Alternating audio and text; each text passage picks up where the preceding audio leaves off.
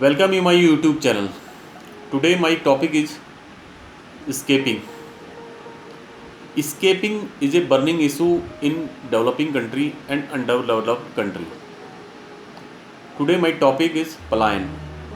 पलायन एक ज्वलन समस्या है विकासशील और अविकसित देशों में. आए पलायन के बारे में जानें, समझें और विचार करें. पलायन क्या है, पलायन कितने प्रकार का होता है, पलायन का समाधान क्या है. विकसित देश की सरकारों में पलायन आम है, पर वो इसके लिए क्या समाधान ढूंढ रखा है उनके लास्ट 70 ईयर से, जो उनके यहाँ पलायन का कम असर दिखता है. कभी कभार न्यूज़ आती है, वो आपने भी पढ़ी सुनी देखी होगी, और उसका वो समाधान ढूंढते हैं. उसी प्रकार से विकासशील देशों को भी सोचना चाहिए, अविकसित देशों को भी सोचना चाहिए. पलायन कितने प्रकार का होता है? पलायन 3 प्रकार का होता है. लोकल से लोकल एरिया पलायन, राज्य स्तरीय पलायन कहते हैं इसे. लोकल से राष्ट्रीय स्तर के में पलायन, मेट्रो सिटी में पलायन बोलते हैं. लोकल से अंतर्राष्ट्रीय पलायन, इसे मेट्रो सिटी अंतर्राष्ट्रीय पलायन बोलेंगे. आज 21वीं सदी में हर एक देश राज्य की अर्थव्यवस्था उसके लोगों के वर्तमान व भविष्य के संसाधनों पर निर्भर करती है. अगर जनता ही नहीं रहेगी तो देश राज्य किस काम का और उसकी अर्थव्यवस्था किस काम की होगी. ये एक विचारणीय क्वेश्चन है राज्य सरकारों के लिए और केंद्र सरकारों के लिए और सभी विकसित और विकासशील देशों के लिए.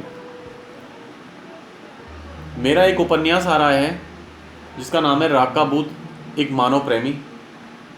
में पलायन को विस्तारपूर्वक समझाया गया है. यह उपन्यास आपको अक्टूबर 2020 में अवेलेबल होगा वर्ल्ड वाइड लेवल में. इसे ऑनलाइन और ऑफलाइन अवेलेबल होगा. ऑनलाइन amazon.in ट्रस्टेड वेबसाइट पे अवेलेबल होगा और ऑफलाइन एक्सक्लूसिवली देहरादून में बुक वर्ल्ड शॉप पे अवेलेबल होगा. ये मात्र 150 रुपीज़ का होगा, 150 रुपये मात्र. आज पलायन बहुत सारे विकसित देशों में आम बात है और ये देश उस पर सर्वेक्षण भी करते हैं और उसका अर्थव्यवस्था पर कम असर पड़ने देते हैं.